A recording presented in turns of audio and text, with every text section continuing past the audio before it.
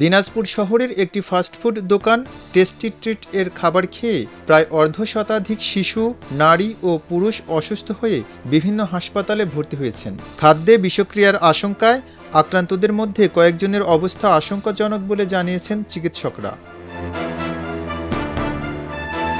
শনিবার বিষয়টি নিশ্চিত করে দিনাজপুর কোতোয়ালি থানার অফিসার ইনচার্জ নুরুন নবী জানান, এ ঘটনায় নিরাপদ খাদ্য অধিদপ্তরের পক্ষ থেকে একটি মামলা দায়ের করা হয়েছে। অভিযোগের ভিত্তিতে সংশ্লিষ্ট দোকানেও অভিযান পরিচালনা করা হয়েছে। 29 এপ্রিল দিনাজপুর গাক চক্ষু হাসপাতালের সেমিনার অনুষ্ঠানে বড় মাঠ সংলগ্ন টেস্টি ট্রিটের শোরুম থেকে স্যান্ডউইচ, রোল সহ বিভিন্ন খাবার সরবরাহ করা হয়। অনুষ্ঠান শেষে উপস্থিত নারী, পুরুষ ও শিশুদের মধ্যে এসব খাবার পরিবেশন করা হয়। খাবার গ্রহণের পরপরই সন্ধ্যার মধ্যে অনেকের বমি, ডায়রিয়া ও পেট ব্যথা সহ বিভিন্ন উপসর্গ দেখা দেয়। আমাদের একটা সিএমই প্রোগ্রাম ছিল, সেই সিএমই প্রোগ্রামে টেস্টি ট্রিটের খাবার অর্ডার করছিলাম।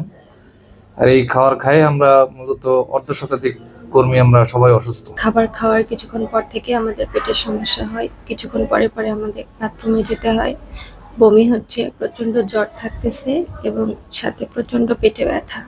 টেস্টি ট্রিটের খাবার খেয়ে আজকে যে এতগুলো মানুষ অসুস্থ, অনেকেই বিভিন্ন হাসপাতালে ভর্তি আছে। আমাদের গাক চক্ষু হাসপাতালে একটা সিএমই প্রোগ্রাম হয়, সেই সিএমই প্রোগ্রামে টেস্টি থেকে আমরা খাবার অর্ডার করি। এই খাবারটা খেয়ে আমরা এই অসুস্থতার ভুগতেছি। কতজন? মিনিমাম 30+। বিভিন্ন ক্লিনিকে, বিভিন্ন হাসপাতালে তারা ভর্তি আছে। জ্বর, বমি এবং পাতলা পায়খানায় আমরা ভুগতেছি। আর সেখানে প্রায় আমরা 50টার বেশি খাবার অর্ডার দিয়েছিলাম। এই খাবার খাওয়ার পরে আমরা ভুগতেছি। তাৎক্ষণিকভাবে আক্রান্তদের মধ্যে 9 জনকে দিনাজপুর মেডিকেল কলেজ হাসপাতালে, 15 জনকে দিনাজপুর জেনারেল হাসপাতালে এবং 5 জন শিশুকে অরবিন্দু শিশু হাসপাতালে ভর্তি করা হয়। পরবর্তীতে আরও অনেকে বিভিন্ন হাসপাতালে চিকিৎসা নেন। এদের মধ্যে এক গর্ভবতী নারী সহ কয়েকজনের অবস্থা গুরুতর বলে জানা গেছে। খাওয়ার পরে আমাদের উপর অনেক ধরনের ইফেক্ট পড়ে, আর ইফেক্টগুলো এমন ভাবে পড়ছে যে আমরা শরীর নড়াচড়া করতে পারতেছিলাম না। পাতলা পায়খানা হচ্ছিল, শরীর মানে গাটা গুলাচ্ছিল, কি করব, মাথা ব্যথা, পেটটা কামড় দিচ্ছিল, এমন অবস্থা যে শক্তি পাচ্ছিলাম না বেড থেকে ওঠার জন্য।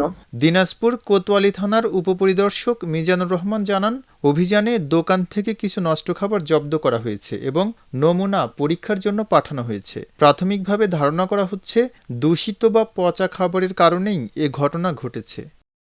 গাক চক্ষু হাসপাতাল থেকে ফুড পয়জনিং হিস্ট্রি নিয়ে যেসব রোগী এখানে ভর্তি হয়েছে তারা এখন আলহামদুলিল্লাহ মোটামুটি আগের তুলনায় অনেক ভালো আছে, স্টেবল আছে তাদের কন্ডিশন।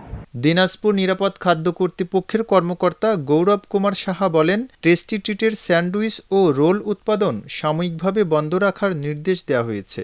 নমুনা পরীক্ষার রিপোর্ট পাওয়ার পর আইনগত ব্যবস্থা নেওয়া হবে। খবরের কাগজ, নিখাদ, নির্ভীক, নিরপেক্ষ।